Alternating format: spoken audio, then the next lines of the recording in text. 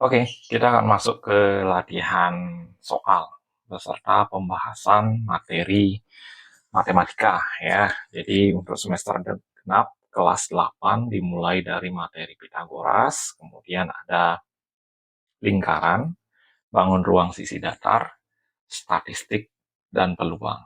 Jadi di video part 1 dan part 2 nantinya ini, semua itu akan dibahas secara detail, baik itu konsepnya maupun rumus-rumusnya. Oke, kita masuk soal yang pertama. Dalam teorema Pitagoras berlaku hubungan. Ingat, sisi yang terpanjang namanya hipotenusa. Kalau mencari sisi yang terpanjang itu ditambahkan. Kalau mencari sisi yang pendek itu dikurangi. Artinya yang panjang dikurang yang pendek. Ini salah. Kalau dijumlahkan itu Pi, nanti dicari.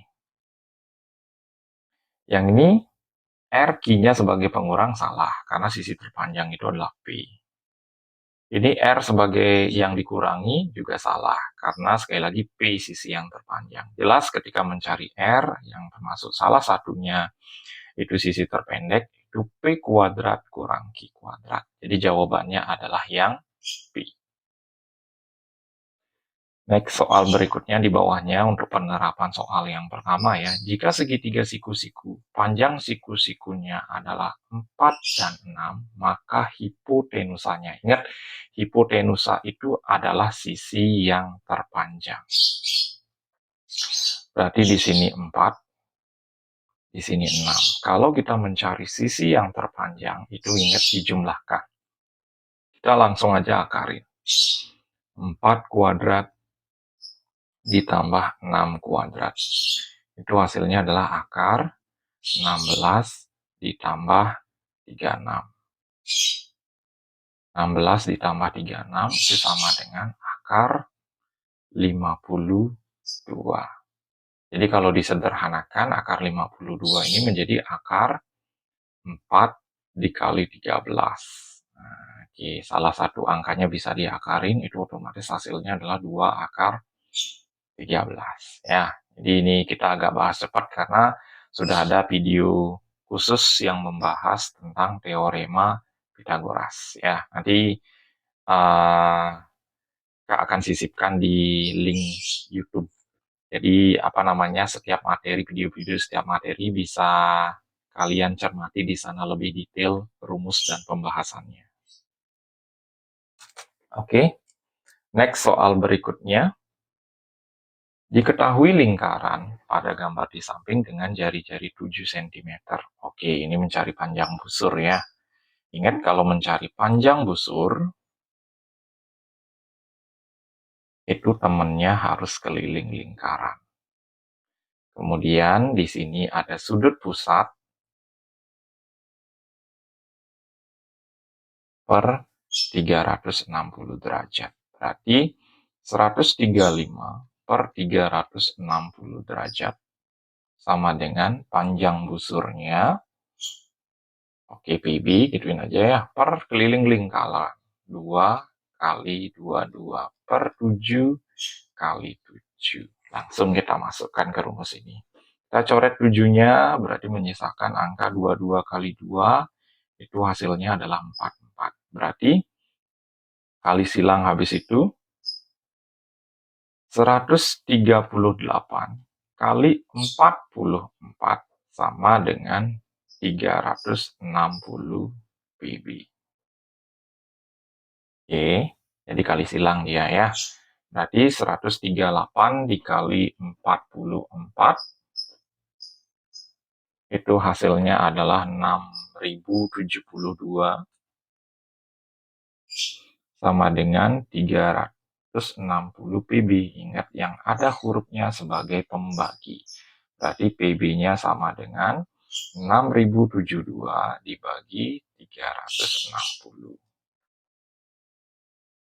6072 itu dibagi 360 itu hasilnya adalah 16, ya 16,5.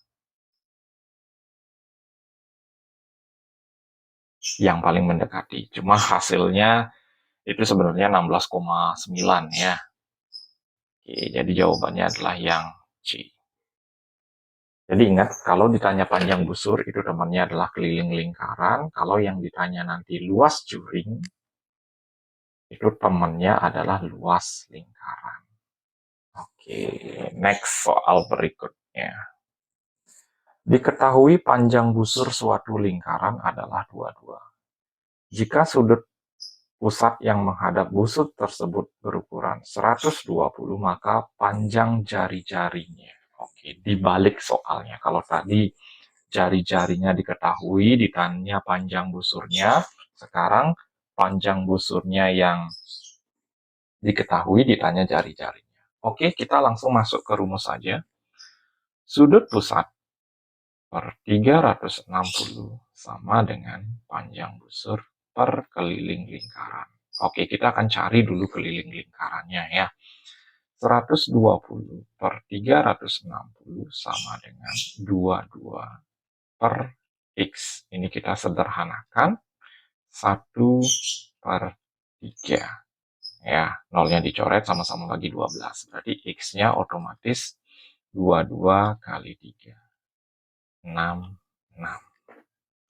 Ingat rumus keliling lingkaran itu ada dua. V kali D atau 2 kali V kali R. Berarti 66 sama dengan 2 kali 22 per 7 kali R.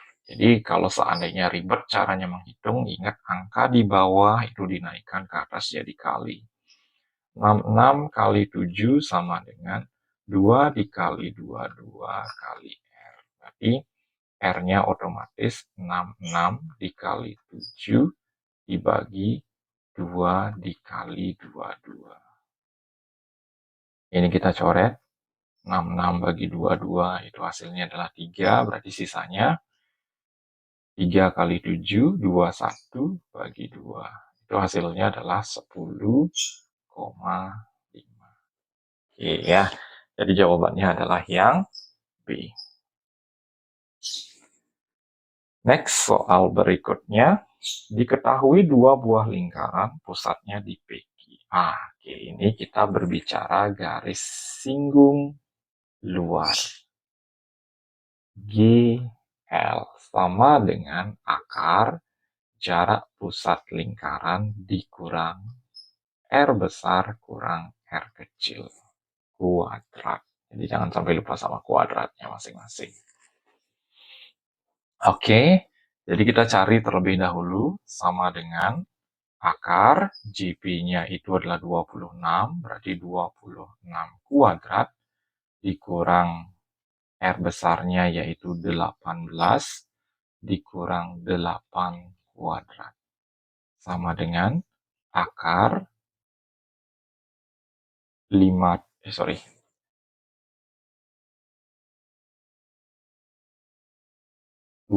kali 26 itu hasilnya adalah 676 ya. Dikurang 10 kuadrat itu hasilnya adalah 100. Berarti ini hasilnya adalah akar 576. Akar 576 itu hasilnya adalah 24. Oke, kembali lagi ditekankan ya, nanti akan ada link di bawah deskripsi dari video ini, materi per materinya. Artinya mulai dari Pitagoras, kemudian lingkaran, kemudian bangun ruang sisi datar, kemudian ada statistik dan peluang. Jadi nanti akan diisi di bagian deskripsi dari video ini per materi videonya ya. Ini khusus untuk pembahasan model-model soal ulangan umum atau penilaian harian juga bisa, pasti per materi bakalan ada aja yang mirip soalnya ya. Jadi next soal berikutnya. Oke. Ini juga sama, itu garis singgung luar ya. Jadi yang ditanya adalah AB. Nah, ini kebalikannya nih. Yang ditanya adalah JP-nya, jarak pusat lingkarannya. Sama halnya dengan segitiga siku-siku, itu sebenarnya JP ini ibarat hipotenusa dia. Jadi kita modif rumusnya ya. Kalau ditanya JP itu rumusnya pasti akar GL kuadrat ditambah, itu jadinya bukan dikurang ya, karena dia sisi terpanjang, R besar kurang R kecil kuadrat. Oke, kita masuk ke rumus dulu. Akar berarti 24 kuadrat ditambah R besarnya yaitu 8, R kecilnya yaitu 1. Berarti akar 24 itu 576. Ini kuadratnya. 9 kuadrat itu hasilnya adalah 81. Oke, kita bahas terlebih dahulu. Silakan dicermati. Oh iya, ini ada kekeliruan kurang ya. Berarti di sini kurang dia. Berarti di sini bukan 81 melainkan 49. Berarti sama dengan akar 625. Itu hasilnya adalah 25. Jadi sorry ya.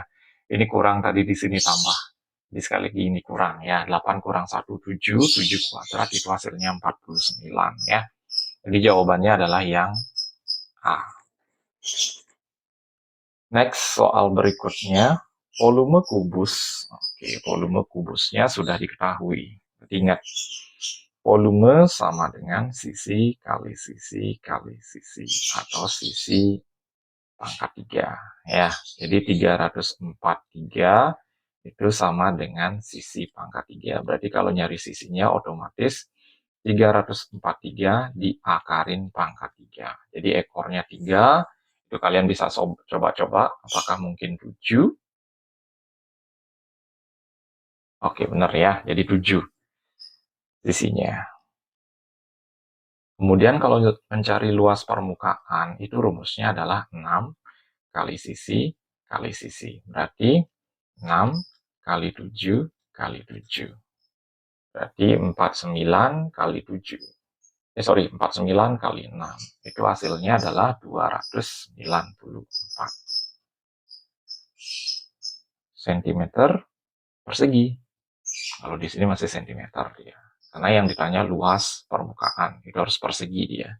Jadi jawabannya adalah yang C. Oke, next soal berikutnya. Nah, ini ada gambar prisma segitiga.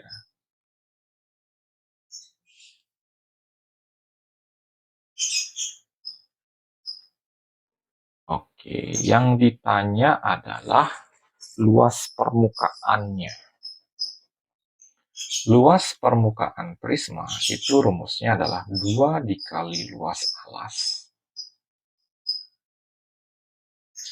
ditambah keliling alas dikali tinggi. Oke, ini tinggi prismanya sudah diketahui 20 ya. Nah, ini hipotenusa dari segitiga siku-sikunya 35. Ini salah satu sisi siku-sikunya yaitu 21. Jadi, kalau Kak gambarkan itu modelnya seperti ini dia. Ini 35, ini 21. Berarti kita nyari sisi yang X ini. Ya, berarti itu kita cari terlebih dahulu karena ini alas segitiga soalnya. X sama dengan akar 35 kuadrat dikurang 21 kuadrat. Ya, jadi sekali lagi kita cari sisi alasnya terlebih dahulu. Sama dengan akar 1225 dikurang 21 kali 21. 441.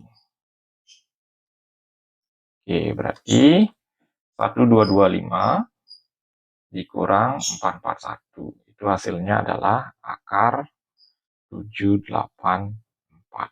Jadi akar 784 ini, akar 784 itu hasilnya adalah 28. Tadi sisi alasnya kita udah temuin 28. Oke. Jadi agak panjang nih. Kalau udah kita berbicara mencari luas permukaan prisma, luas permukaan limas, itu jelas agak panjang karena menggunakan konsep alas dia. Jadi kita harus cari dulu luas alasnya, keliling alasnya juga. Oke, kita udah ketemu segitiganya ini 28 ya. Berarti step pertama kita cari dulu luas alasnya. Jadi kita harus di atas luas alasnya. Alas kali tinggi berarti 28. Alasnya kali tingginya itu 21 dibagi 2. Berarti hasilnya adalah 28 kali 21. Sorry. 28 kali 21 bagi 2. Itu hasilnya 294. Berarti ini kita udah ketemu. 2 kali 294 ditambah keliling alasnya. Oke. Tadi kita jumlahkan nih. 21, 28 tambah 35. 21 tambah 28 tambah 35 dikali 20. Oke, biar cepat Kak. Pakai kalkulator aja untuk mengalihkan ya. 29 kali 2 itu hasilnya adalah 588 ditambah 49 tambah 35. 49 tambah 35 dikali 20. 1680. Jadi tinggal dijumlahkan 588. 2268 hasilnya. Jadi yang B.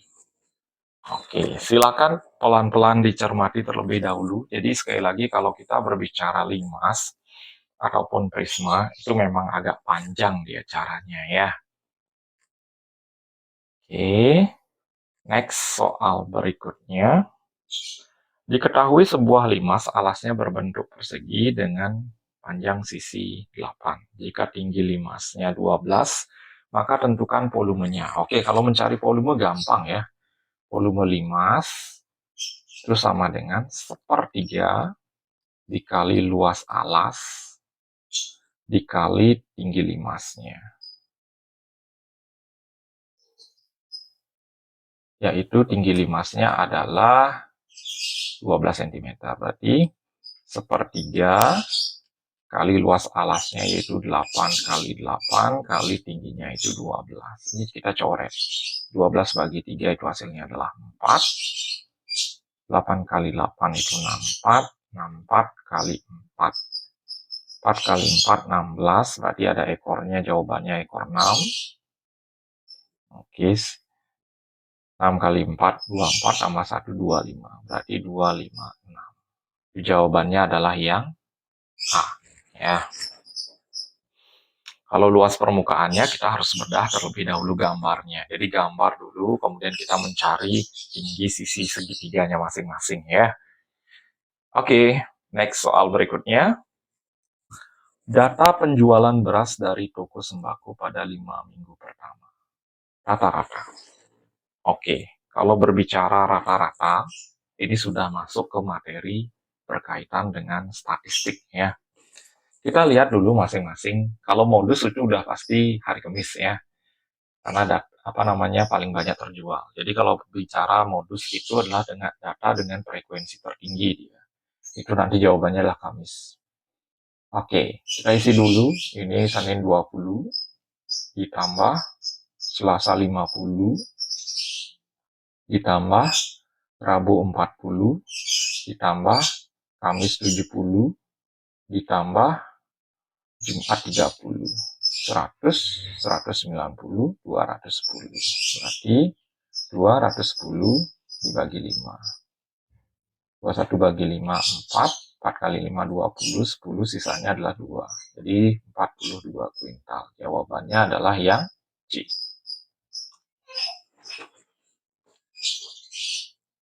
Kita masuk ke materi statistik. Di sini yang ditanya adalah median dari tabel di atas. Jadi sebelum kita mencari median, itu ada 2 langkah yang harus kita tentuin terlebih dahulu. Karena ini soalnya sudah dalam bentuk tabel, berarti datanya itu sudah terurut. Nanti kalau datanya belum terurut, kalian harus urut dulu datanya dari terkecil terbesar, kemudian baru cari nilai tengahnya. Itu step pertama. Kemudian step kedua, kalian harus melihat dulu frekuensinya. Frekuensinya itu, jadi kita ulang ya. Step pertama, urutkan data. Jadi dari yang kecil ke besar. Kemudian step yang kedua, kalian lihat frekuensinya. Dia masuk ganjil, apa genap. Jadi nilai tengah atau median itu ditentuin oleh datanya itu ganjil apa genap. Jadi kita jumlahkan terlebih dahulu frekuensinya. Ini 2, 6, 8, 12, 20, 26, 33, 38, 40. Jelas ini frekuensinya adalah 40 alias genap. Berarti kalau frekuensinya genap, kita akan menggunakan rumus N per 2 ditambah N per 2 plus 1 per 2. Oke, kita lihat dulu N-nya adalah 40. 40 bagi 2 ditambah 40 bagi 2 tambah 1 per 2. Ingat ini belum jawaban ya. Jadi 40 bagi 2 ini masih letak data. 40 bagi 2 itu 20. Berarti kita lihat dulu data ke-20 itu nilainya berapa? Ini 8, 12, 20. Jadi data ke-20 itu tepat di nilai angka 6. Kita masukkan angka 6-nya. Kemudian ini 20 tambah 1, 21. Jadi 21 udah masuk di sini dia. Di angka 7. Berarti 6 ditambah 7 dibagi 2. 13 bagi 2 itu hasilnya adalah 6,5. Jadi median data dari ini itu adalah 6,5 ya. Jadi sekali lagi, ini belum jawaban. Jadi ini masih letak datanya. Dinilai berapa, itu kita masukkan di sini. Jadi 40 bagi 2, data ke-20 itu letaknya di angka 6. Kemudian data ke-21 itu letaknya di angka 7. 6 tambah 7 bagi 2. 13 bagi 2 itu hasilnya adalah 6,5. Oke, next soal berikutnya. Modus. Modus ini gampangnya itu nilai yang paling sering muncul. Nilai yang paling sering muncul.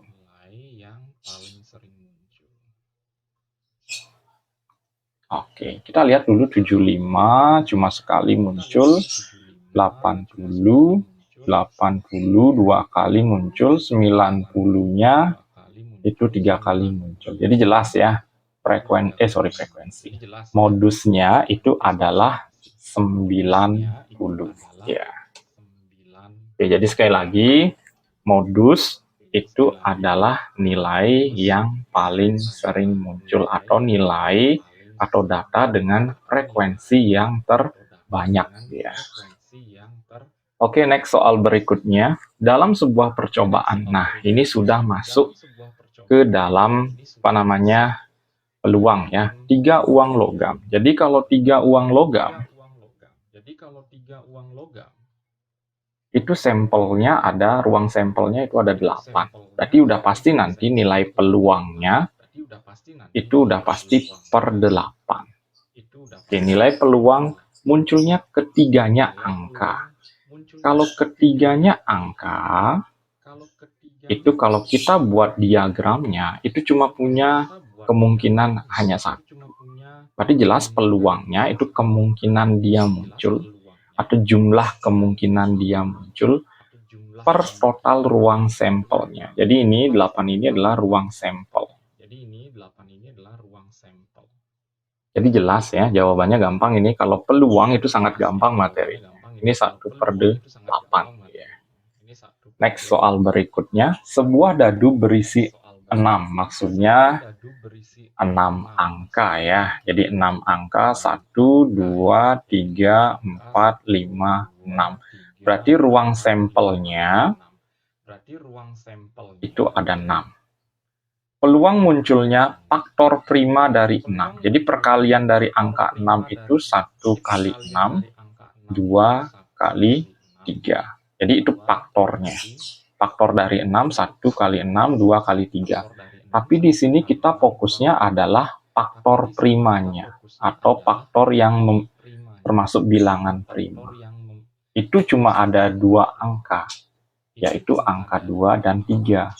Berarti peluangnya dia, atau peluang munculnya faktor prima, itu otomatis sama dengan jumlah kemungkinannya ada 2, per total ruang sampelnya itu ada 6. Kita lihat ada jawaban 2/6. Nggak ada. Berarti kita sederhanakan angkanya. Sama-sama bagi 2. Itu hasilnya adalah 1/3. Berarti jelas jawabannya di sini adalah yang B.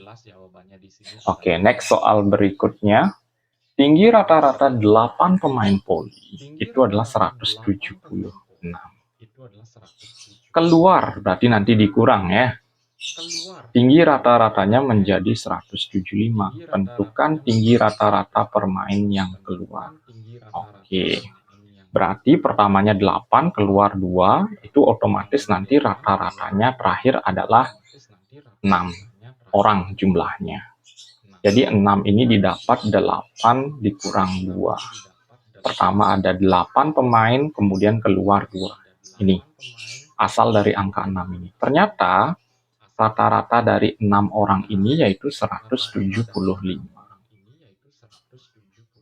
Karena di sini itu ada 2 orang yang keluar, berarti konsepnya adalah pengurangan dia.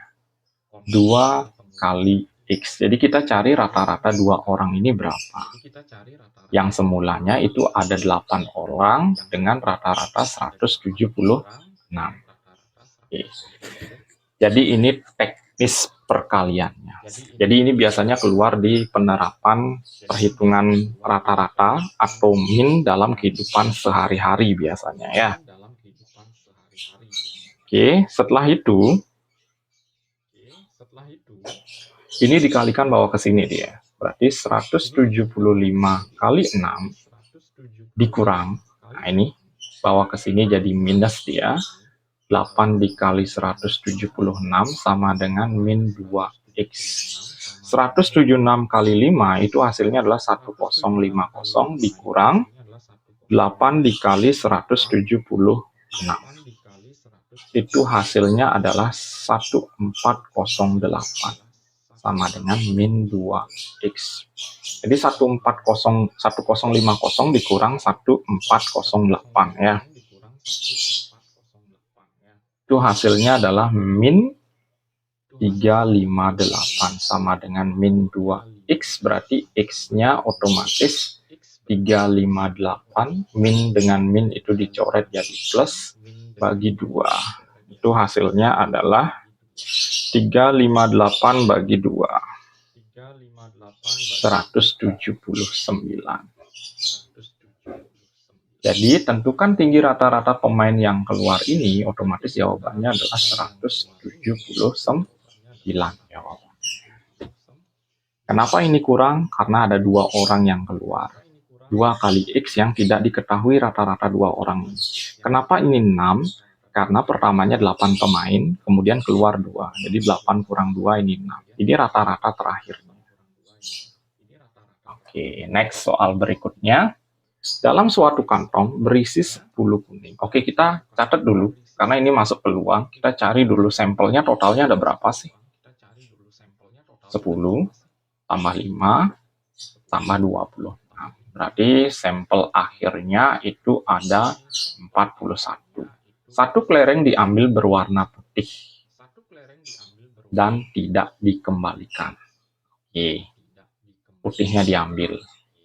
1 dan tidak dikembalikan. Berarti sisa putihnya ada 4. Dan total kelerengnya otomatis ada 40. Jika diambil lagi secara acak, nilai kemungkinan terambilnya kelereng putih lagi. Berarti tetap kelereng putihnya itu terakhir ada 4.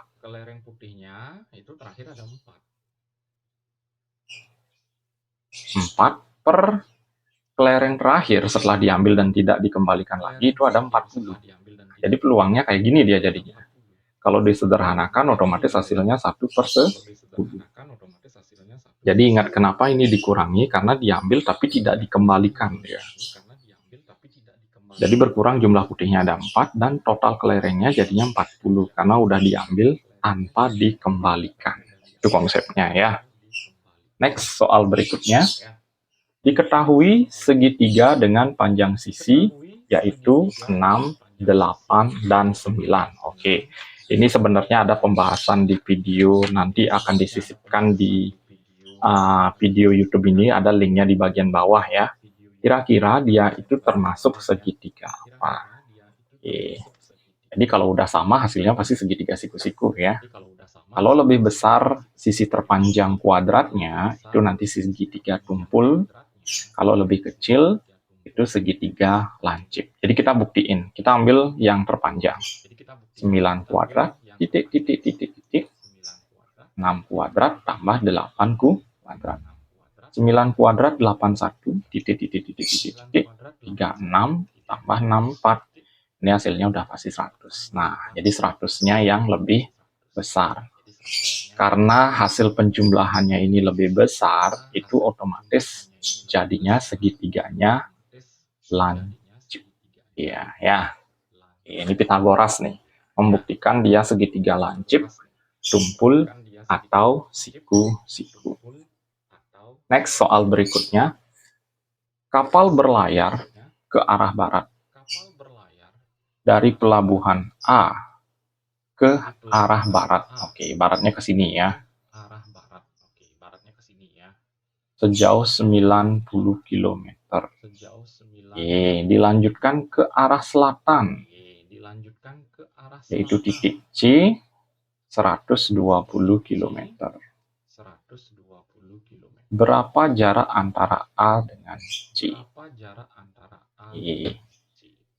Teorema Pitagoras ini. Jadi mencari hipotenusa. Berarti jarak dari A ke C, kalau mencari hipotenusa, ingat dijumlahkan dia. 90 kuadrat ditambah 120 kuadrat. Itu hasilnya adalah akar 8100 ditambah 14400.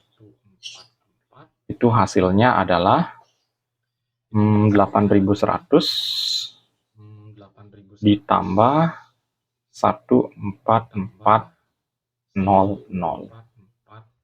Ini hasilnya akar 22.500 ya. Jadi kalau diakarin itu hasilnya adalah 150 km ya. Jadi jawabannya adalah yang D ya. Oke, next soal berikutnya. PS, kita lihat dulu PS. PS yang ini itu 15. RQ itu yang ini 12. OPS berarti yang ini itu 60. Ditanya ORQ. Nah, ini pakai perbandingan ya. Berarti panjang busur PS, karena tidak ada jari-jari, tidak ada sudut pusat, kita pakai perbandingan kayak gini dia. Per panjang busur RQ sama dengan luas juring yang ada PS-nya, berarti OPS plus S per luas juring ORQ. Jadi sama-sama ada RQ-nya dia. PS, PS, RQ, RQ. Kita masukkan angkanya. 15 per 12 sama dengan 60 per X. Kali silang. Berarti jadinya 15X sama dengan 60 kali 12. Berarti X-nya otomatis 60 kali 12 bagi 15. Coret ini, 60 bagi 15 hasilnya adalah 4. 4 kali 12 itu hasilnya adalah 48 cm persegi. Jadi jawabannya adalah yang C.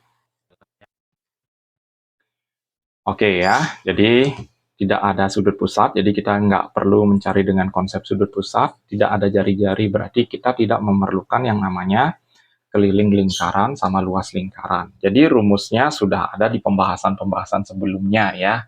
Jika ada sudut pusat, ada jari-jari, seperti apa dia. Oke, next soal berikutnya. Sebuah kolam ikan berbentuk lingkaran berdiameter 10,5. Oke, berdiameter. Jika sekeliling kolam ini akan dipasangi lampu penerangan dengan jarak 5 meter dan biaya pemasangan lampu 100.000, sebuah lampu ya 100.000, maka seluruh biayanya di sekeliling. Jadi clue-nya di sini. Berarti kita mencari keliling terlebih dahulu. Keliling lingkaran itu rumusnya sama dengan V kali D, karena diameternya diketahui. Berarti 22/7 dikali 10,5. Ini dicoret. Hasilnya adalah 1,5. 1,5 kali 22 itu hasilnya adalah 33 meter. Oke, pelan-pelan terlebih dahulu. Dipasangi lampu, jarak antar lampu berdekatan 5 meter. Nah, ini otomatis kita ganjil ketemunya ya. 10,5. Oke, berarti jaraknya 5 meter. Kita bagi 5 aja lah dulu. Berarti 30 bagi 5. 30 bagi 5 itu 6. 3 bagi 5. 3/5 itu 0,6. Berarti hasilnya 6,6 kali 100.000. Karena biaya pemasangan lampu itu 100.000 dia. Berarti 6,6 kali 100.000 otomatis hasilnya 660.000. Oke, ada jawabannya ya. Jadi clue pertamanya ada diameter, berarti jelas rumusnya ini. Ada keliling, berarti kita nyari kelilingnya. Dapat keliling, jaraknya 5 meter. Berarti jarak antar satu lampu dengan lampu yang lain itu 5 meter. Ini pembaginya. Baru kali 100.000. Karena harga satu lampu atau biaya pemasangannya itu 100.000 ya. Oke, next soal berikutnya. Volume bangun pada gambar di samping. Oke, jelas ini volume gabungan ya. Ada volume kubus ditambah volume limas. Volume kubus itu sisi kali sisi kali sisi. 18 kali 18 kali 18 ditambah volume limas itu, oh ya, ini 20 ya, bukan kubus ini. Berarti sisinya beda dia. Berarti ini balok ya. Jadi sekali lagi bukan kubus, balok dia. Karena sisinya beda. Berarti jelas bukan ini rumusnya. Panjang kali lebar kali tinggi. Berarti jawabannya adalah panjangnya itu 18, lebarnya 18, tingginya 20. Oke, nanti hasilnya di sini kita taruh ya. Kemudian kalau limas, itu alasnya persegi dia. Berarti 1/3 kali 18 kali 18 kali tinggi limasnya yaitu 10.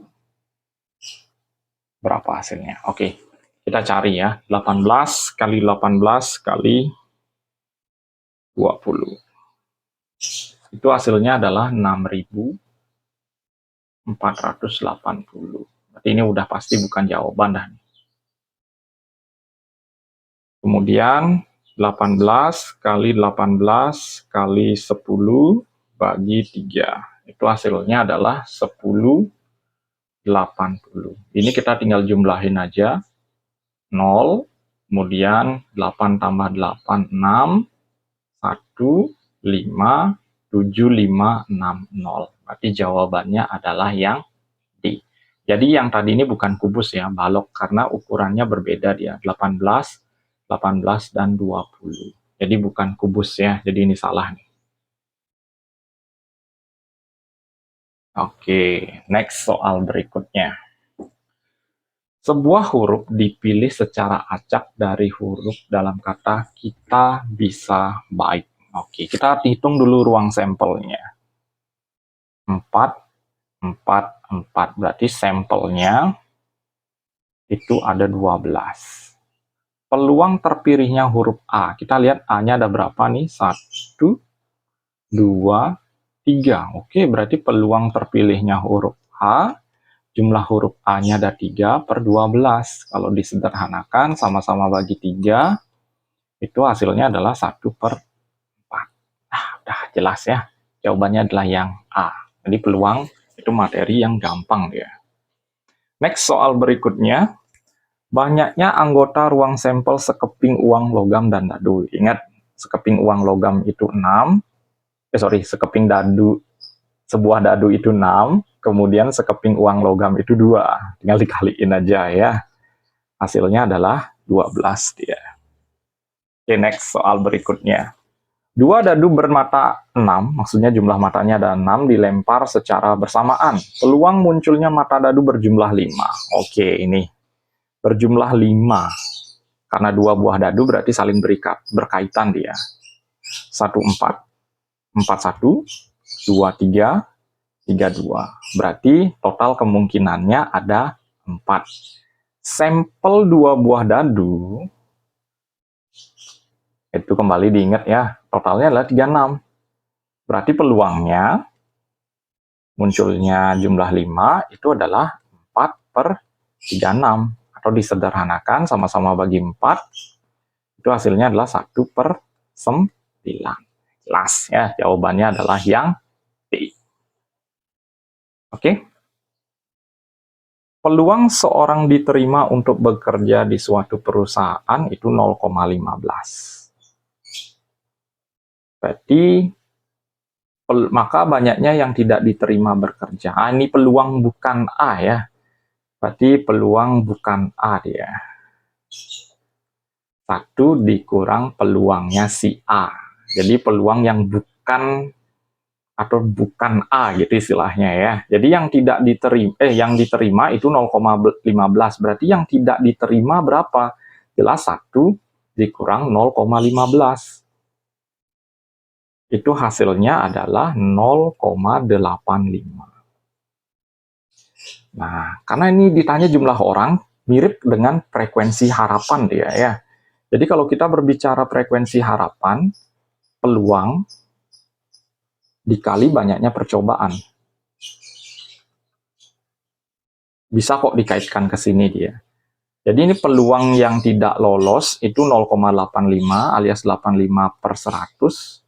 Itu pelamarnya 600 dia. Coret-coret berarti peluang yang, maka banyaknya yang tidak diterima bekerja itu tinggal kaliin aja nih. 85 kali 6. 0, 3, 8 kali 6 itu 48, 48 kali tambah 3, 51. 510 orang yang kemungkinan tidak diterima bekerja. Karena yang diterima bekerja itu cuma 0,15. Jadi peluangnya yang tidak diterima lebih besar, yaitu 0,85 kali banyaknya pekerja yang melamar. Jadi mirip dengan frekuensi harapan. Kalau frekuensi harapan itu peluang dikali banyaknya percobaan ya. Misalnya peluangnya itu setengah, banyaknya percobaan 100. Berarti frekuensi harapannya itu sama dengan setengah kali 100, yaitu 50. Itu modelnya ya. Oke, sekian pembahasan soal matematika untuk persiapan penilaian akhir semester genap. Jadi jangan lupa videonya like, share, dan subscribe. Jangan lupa ya.